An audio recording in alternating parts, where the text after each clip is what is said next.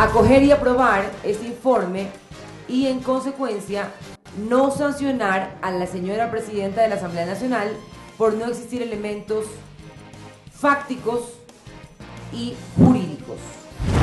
La decisión del Ecuador se ha producido luego de contar con las garantías otorgadas por Gran Bretaña de que no existen riesgos para la vida e integridad del señor Assange y, por supuesto, debido a su reiterada violación de las normas establecidas en las convenciones interamericanas sobre asilo diplomático. Diana Salazar fue posesionada como nueva fiscal general del Estado.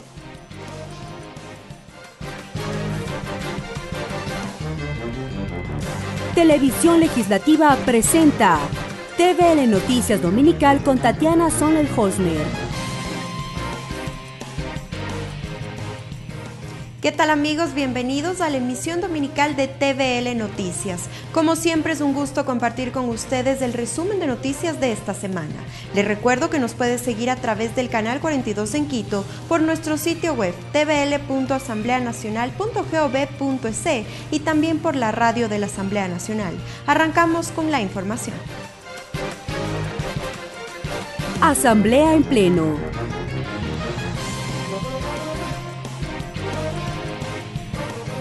Al menos 9 fueron las razones por las que el gobierno ecuatoriano resolvió retirar la condición de asilo a Julian Assange. Así lo explicó el canciller José Valencia durante su comparecencia en el Pleno de la Asamblea Nacional. Bajo el énfasis de que el otorgamiento y retiro de la condición de asilo es potestad soberana del Estado, inició la comparecencia del canciller de Ecuador, José Valencia, en el Pleno del Legislativo. La decisión del Ecuador se ha producido luego de contar con las garantías otorgadas por Gran Bretaña de que no existen riesgos para la vida e integridad del señor Assange y, por supuesto, debido a su reiterada violación de las normas establecidas en las convenciones interamericanas sobre asilo diplomático. Y refirió lo que ha costado al Ecuador la estadía de Assange en la legación diplomática. El Ecuador gastó desde junio de 2012 hasta septiembre de 2018 la suma de $5.817.000 en servicios de seguridad y casi $400.000 en rubros que van desde servicios médicos, alimentación y lavado de ropa hasta consultorías de asesoría jurídica. Según el canciller, 9 fueron al menos las razones que motivaron la decisión de Ecuador en este caso.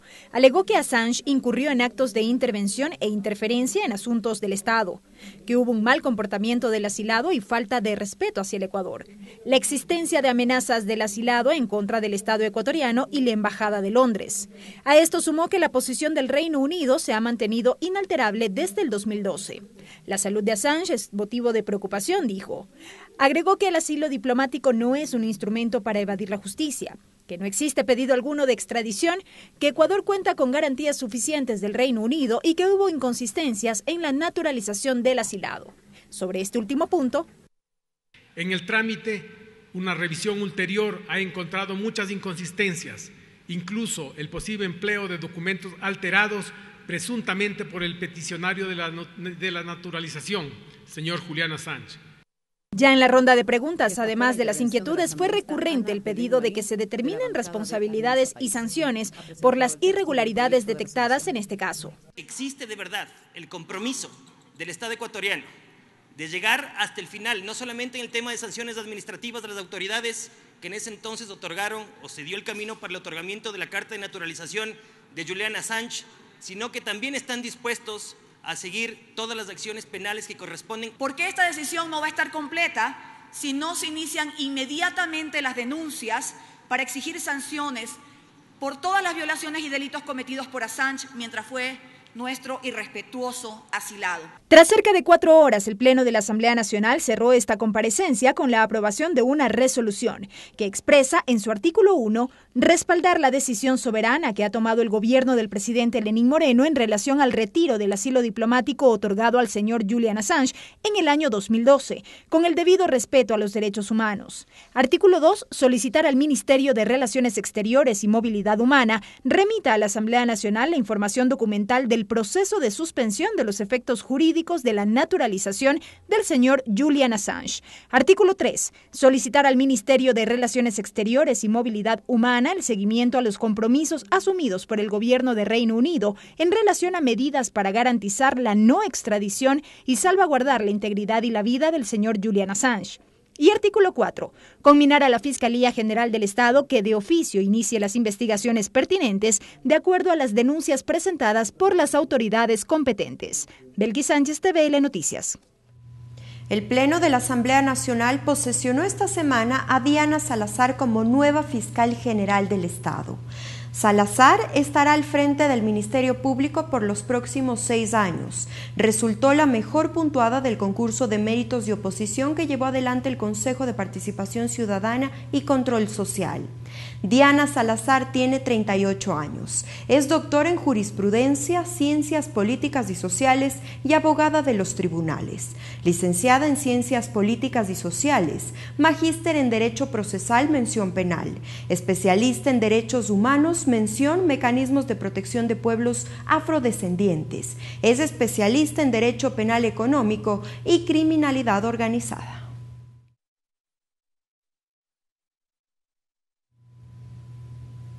El Pleno de la Asamblea resolvió la objeción parcial enviada por el Ejecutivo al proyecto de ley de la Defensoría del Pueblo. El ponente del proyecto, el asambleísta Héctor Yepes, aseguró que el dictamen de la Corte Constitucional ratificó la plena autonomía de la Defensoría, por lo que de manera unánime el Pleno dio paso al cumplimiento del dictamen. De inmediato, los legisladores resolvieron aceptar 7 objeciones del Ejecutivo referentes a la selección, designación y causas para el cese del defensor del pueblo, y de manera unánime decidieron ratificarse en 12 disposiciones del proyecto, relativas a información reservada, juntas cantonales de protección, autonomía y sanciones. Ahora el documento será remitido al registro oficial para convertirse en ley de la República. El rol del Pleno de la Asamblea es acatar lo que dictaminó la Corte Constitucional. El Ejecutivo objetó 30 disposiciones de este proyecto de ley aprobado por el Pleno. De esas 30 disposiciones, la Corte Constitucional ratificó la plena validez de 24 de 30, es decir, la validez de la gran mayoría de lo aprobado por esta Asamblea Nacional, y ha dictaminado que se cambien 6 disposiciones. En lo de fondo es importante resaltar que la Corte, sobre todo, ratificó la plena autonomía que tiene la Defensoría del Pueblo en el ejercicio de sus atribuciones y que lamentablemente fue cuestionada no solo por el gobierno, sino también por la Procuraduría General del Estado en este Pleno. La Corte ha dicho que eso no tenía lugar, ni tampoco pretender quitar la inmunidad del Defensor del Pueblo.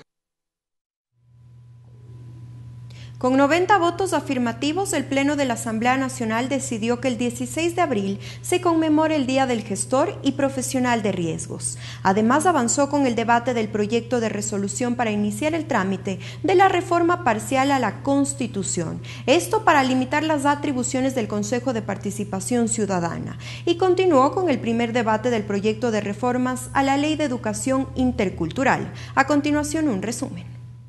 Inició la continuación de la sesión 583 del Pleno de la Asamblea Nacional. Los legisladores continuaron con el debate del trámite para reformar la Constitución, para limitar las funciones del Consejo de Participación Ciudadana y Control Social.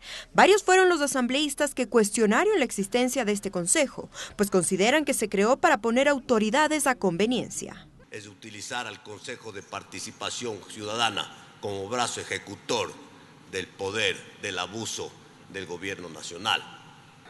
Fue defraudada por un consejo que, a pretexto de representar a los diferentes sectores sociales, se convirtió en un brazo ejecutor y hasta en cómplice de muchos de los casos de corrupción.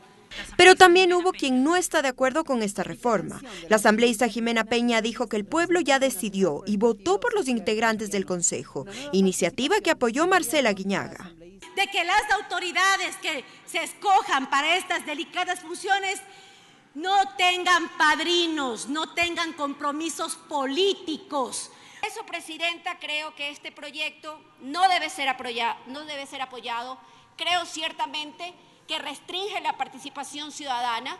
El asambleísta Javier Cadena cree en la obligatoriedad para que las unidades educativas denuncien actos violentos contra los alumnos y maestros. Especialmente para temas de abuso sexual. Esto ha sido muy doloroso para el país, pero se debe de ser concreto y establecer la obligatoriedad, que más allá de un trámite administrativo, tiene la obligatoriedad tanto los estamentos educativos como las autoridades para denunciar estos atropellos ante la Fiscalía General del Estado. La asambleísta Greti Vargas aportó con reformas en el contexto del fortalecimiento, la historia, cultura e identidad.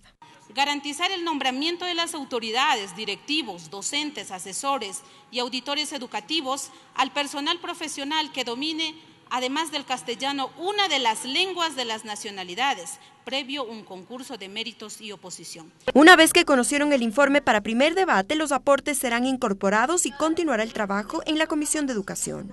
Por último, el Pleno de la Asamblea Nacional aprobó con 90 votos el proyecto de resolución para que el 16 de abril se conmemore el Día del Gestor y Trabajador de Riesgos, iniciativa del asambleísta Ana Belén Marín. Tatiana Sonnenholzner, TVL Noticias. La Asamblea Nacional inició con el debate de la tenencia compartida. Se trata de un proyecto de ley interpretativa a los artículos 118 y 106 del Código de la Niñez y Adolescencia. La proponente de esta norma es la legisladora Verónica Arias. El Pleno inició el tratamiento del informe para primer debate del proyecto de ley orgánica interpretativa al artículo 118 que aclara la figura de la tenencia compartida. La asambleísta Verónica Arias es la proponente. Es decir, la posibilidad de que el hijo o la hija de padres separados o divorciados por cualquier motivo pueda vivir en determinado lapso de tiempo, por ejemplo, en una semana, la mitad de estos días o de este tiempo, la mitad de la semana en la casa del padre y la mitad en la casa de la madre. A eso se refiere la tenencia compartida. En el Pleno de la Asamblea también se recibió a Cristina Almeida y Janet Guerrero, quienes expusieron sus visiones sobre la tenencia compartida.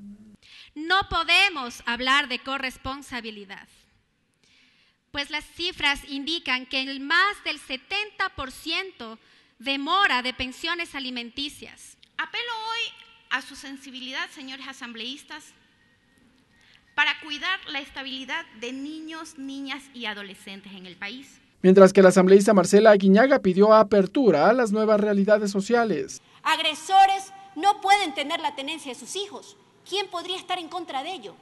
Lo que no es correcto es invisibilizar en una sociedad esos hombres de hoy que comprendieron que cuando se tiene un hijo se lo ama, que cuando se tiene un hijo se cambian pañales, que cuando se tiene un hijo, un hombre se puede levantar en la madrugada, acompañar a su pareja de vida. ¿Cómo no entender eso? El debate en el Pleno de la Asamblea se suspendió por falta de quórum. Ricardo Bravo, TVL Noticias. El Pleno de la Asamblea recibió en comisión general a 3 mujeres representantes de pueblos indígenas, quienes demandaron respeto a los derechos de la naturaleza. Ellas compartieron las experiencias del encuentro Tejiendo Nuestros Territorios, celebrado días atrás en la capital.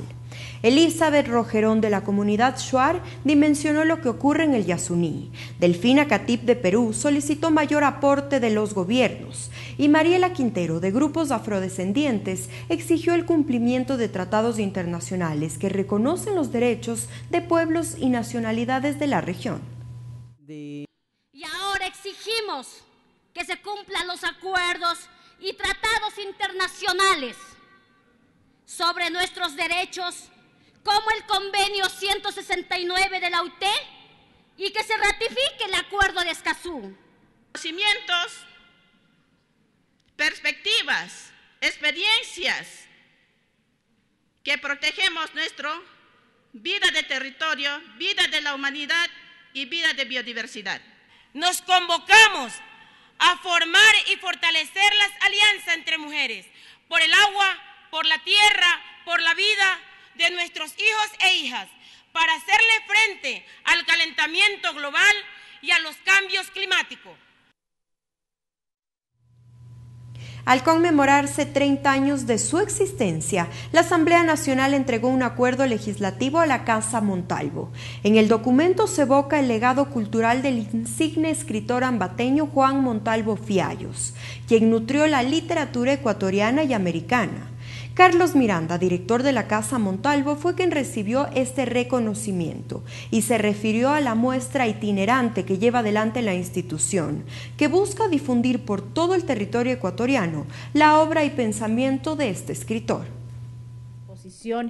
Esta mañana, la Casa de Montalvo, señera entidad cívica y cultural de la ciudad Jardín del Ecuador, ha venido con su museo itinerante a este severo recinto legislativo, invitados por la señora asambleísta de Tungurahua, economista Rosa Verde Soto.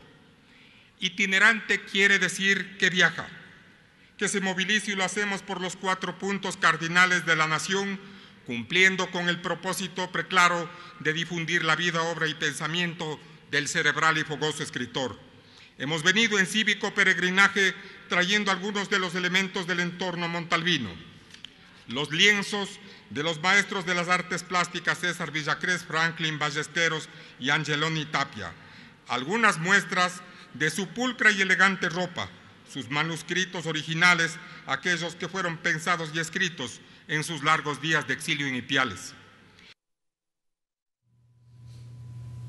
En la misma sesión, el Pleno del Parlamento entregó la condecoración Asamblea Nacional de la República, doctora Matilde Hidalgo de Procel, al mérito social a Diana Aguavil, primera mujer gobernadora de la nacionalidad sáchila. El Parlamento entregó además un acuerdo legislativo en el cual se exalta la valía y trabajo de Aguavil, quien explicó lo que le motivó a asumir esta dignidad. Son 2 cosas que me hizo que decidiera para ser gobernadora de la nacionalidad sáchila. El primero es porque las mujeres tenemos esa capacidad y en nombre de todas las mujeres de la nacionalidad sáchila agradezco esta condecoración, porque no solamente esta condecoración es para mí, sino para todas las mujeres de la nacionalidad sáchila y en sí para la provincia de Santo Domingo de los Sáchila. Y segundo, tuve esta valentía de participar como gobernadora de la nacionalidad sáchila es porque soy hija del difunto Héctor Eduardo Aguavil Carazacón, a quien unos sicarios llegaron a arrebatar la vida en nuestra residencia. Es momento de una pausa, pero enseguida continuamos con las noticias. Regresamos con TVL Noticias Dominical luego de la siguiente pausa promocional.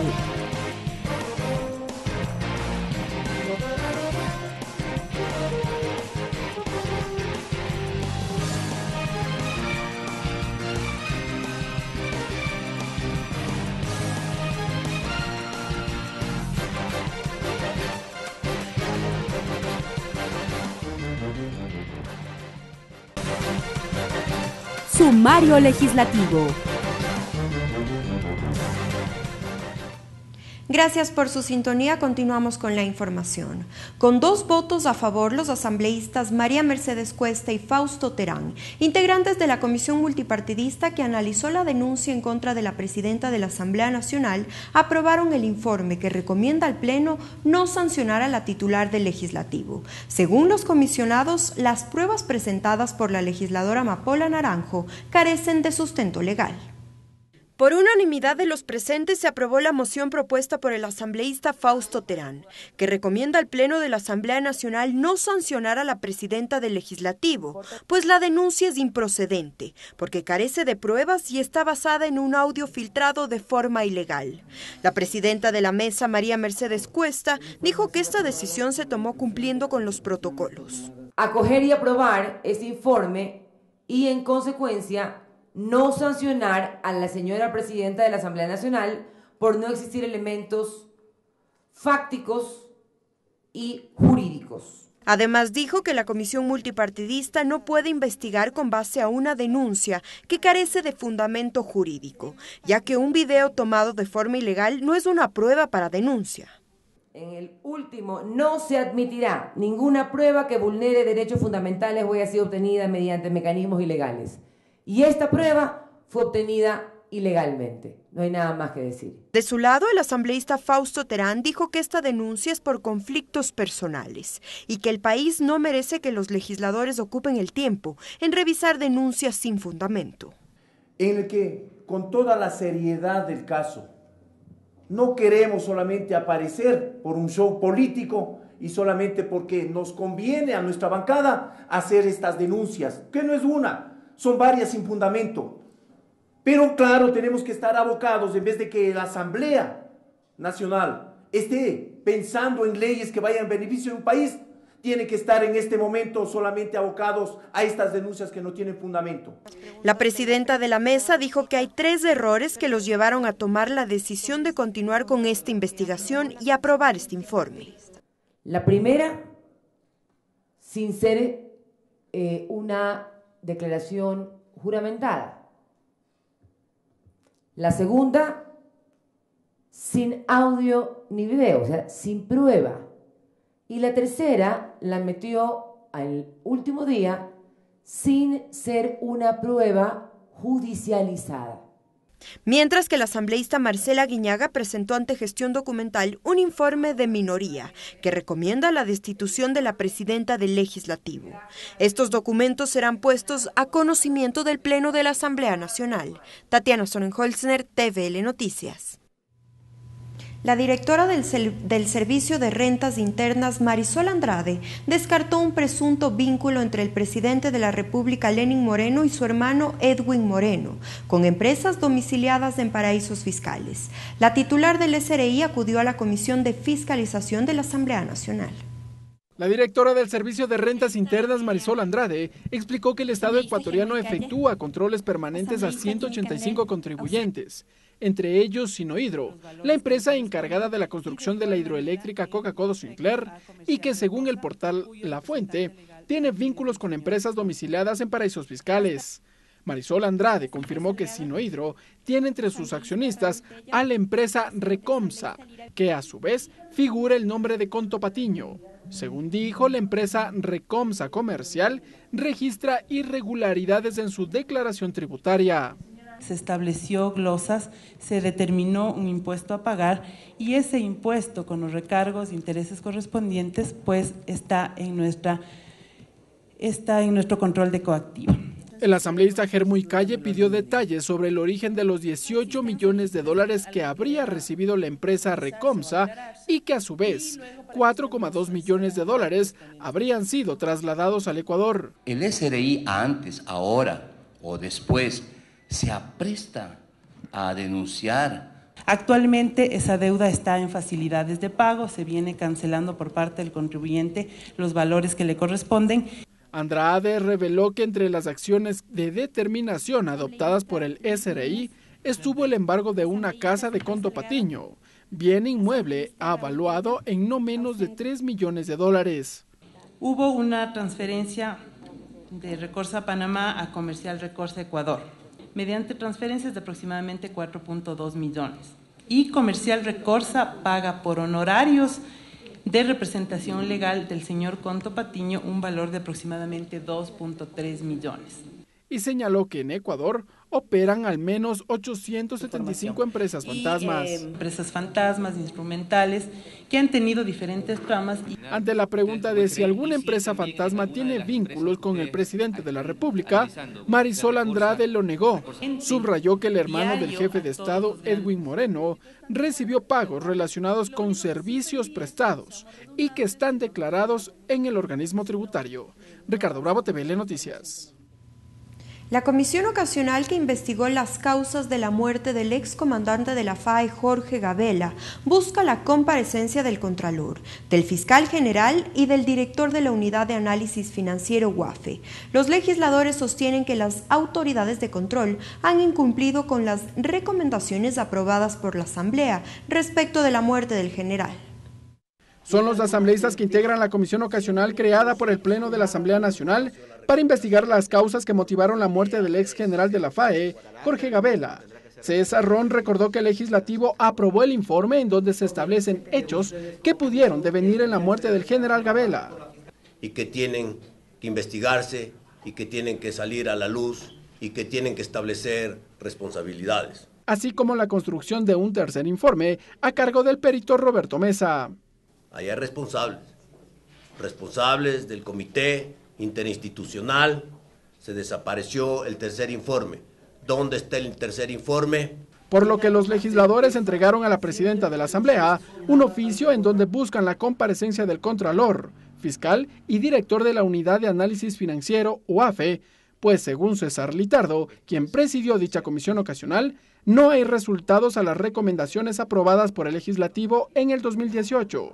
Y que estas autoridades puedan informar como decía, dentro del marco correspondiente de entendimiento de que hay muchos temas que tienen que ser todavía manejados con reserva, cuáles son los avances que se han dado en este caso. Ramiro Román, abogado de la familia Gabela, sostuvo que es necesaria la comparecencia de la ex fiscal Ruth Palacios.